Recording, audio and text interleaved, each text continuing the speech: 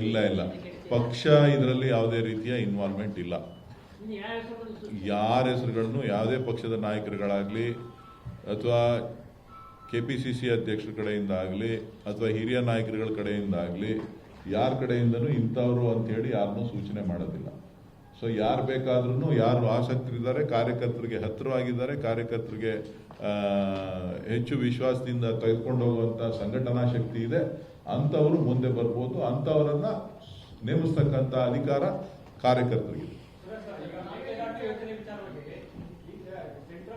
ಅಲ್ಲ, ನಾವು ಕರೆದಿರೋದು ಸಂಘಟನಾ ಸೃಜನ್ ಅಭಿಯಾನ. ಮೇಕೆದಾಟು ಯೋಜನೆಗೆ ರಾಜ್ಯಸಭೆಯಲ್ಲಿ ಮಂತ್ರಿಗಳು ಉತ್ತರವನ್ನು ಕೊಟ್ಟಿದ್ದಾರೆ. ಕರ್ನಾಟಕದಲ್ಲಿ ಕಟ್ಟಲಿಕ್ಕೆ ನಮ್ದೇನು ತೊಂದರೆ ಇಲ್ಲ ಅಂತ ಹೇಳಿ. ಆದರೆ CWMA ಕಾವೇರಿ ಟ್ರಿಬ್ಯುನಲ್ ಏನಿದೆ, ಮ್ಯಾನೇಜ್ಮೆಂಟ್ ಟ್ರಿಬ್ಯುನಲ್ ಏನಿದೆ, ಅವರು ನಮಗೆ ಅನುಮತಿಯನ್ನು ಕೊಡಬೇಕು. ಅದು ಕೇಂದ್ರ ಸರ್ಕಾರದ ಹತ್ರನೇ ಇದೆ. ಅದು ಮತ್ತು ಎನ್ವೈರ್ಮೆಂಟ್ ಕ್ಲಿಯರೆನ್ಸು ಎರಡೂ ಕೂಡ ಕೇಂದ್ರ ಸರ್ಕಾರದ ಬಳಿ ಇದೆ.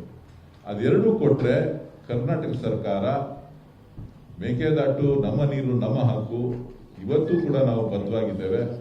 ತಕ್ಷಣ 30 ಡೇಸಲ್ಲಿ ಅವ್ರ ಅನುಮತಿ ಕೊಟ್ಟ 30 ಡೇಸಲ್ಲಿ ನಾವು ಕಾರ್ಯಕ್ರಮವನ್ನು ಚಾಲು ಮಾಡ್ತೇವೆ.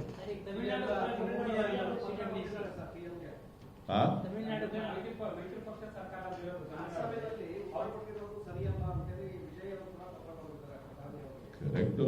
ಅವರ ಅಭಿಪ್ರಾಯ ನನಗೆ ಹೆಂಗೆ ಗೊತ್ತಾಗುತ್ತೆ?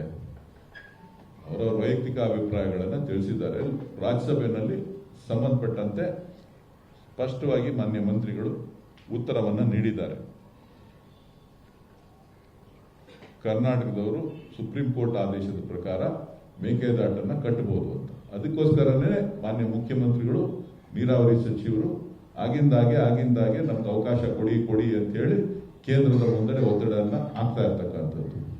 ಸೊ ಕೆಲವೊಂದು ಸಮಸ್ಯೆಗಳನ್ನು ಹೇಳಿ ನಮ್ಮ ಅಪ್ಲಿಕೇಶನ್ಸ್ ಏನು ಹಾಕಿದ್ದೀವಿ ಅದಕ್ಕೆ ಕ್ಲಾರಿಫಿಕೇಶನ್ಸ್ ಅನ್ನು ಕೇಳಿದ್ರು. ಆ ಕ್ಲಾರಿಫಿಕೇಶನ್ ಕೂಡ ಸರ್ಕಾರ ಈಗಾಗಲೇ ಸಲ್ಲಿಕೆ ಮಾಡಿದ್ದಾರೆ. ಆದಷ್ಟು ಬೇಗ ಕೊಡಬೇಕು ಅಂತೇಳಿ ಮಾನ್ಯ ಲೋಕಸಭಾ ಸದಸ್ಯರುಗಳ ಹತ್ರನೂ ಕೂಡ ಮೊನ್ನೆ ಭೇಟಿ ಮಾಡಿದಂಥ ರಾಜ್ಯದ ಮುಖ್ಯಮಂತ್ರಿಗಳು ಭೇಟಿ ಮಾಡಿದಂಥ ಸಂದರ್ಭದಲ್ಲಿ ಎಲ್ಲ ಕೇಂದ್ರ ಸಚಿವರಿಗೆ ಮತ್ತು ಲೋಕಸಭೆಯ ರಾಜ್ಯಸಭೆಯ ಸದಸ್ಯರಿಗಳಿಗೂ ಕೂಡ ಮನವಿ ಮಾಡಿ ಒತ್ತಾಯವನ್ನು ಮಾಡಲಿಕ್ಕೆ ಆದಷ್ಟು ಬೇಗ ಅದಕ್ಕೆ ಬೇಕಾದಂಥ ಅನುಮತಿಯನ್ನು ಕೊಡಿಸಿ ಅಂತೇಳಿ ಅವ್ರ ಮುಂದೆನೂ ಕೂಡ ಅಹವಾಲನ್ನು ಇಟ್ಟಿದ್ದಾರೆ.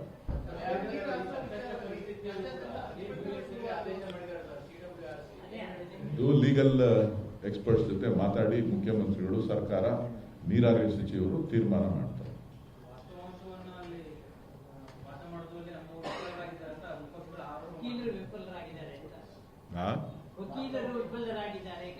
ಅಲ್ಲ, ಅವ್ರ ಕಾಲದಲ್ಲೂ ಅದೇ ವಕೀಲರು ಇದ್ದಿದ್ದು, ಈಗಲೂ ಅದೇ ವಕೀಲರು ಇದ್ದಾರೆ.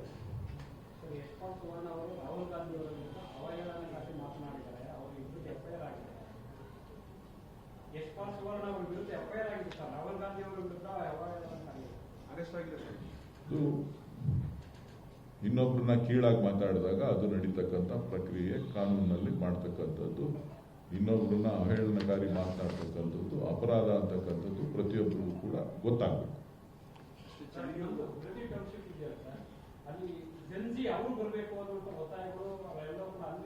ನಾವೇನು ಮಾತಾಡೋಣ.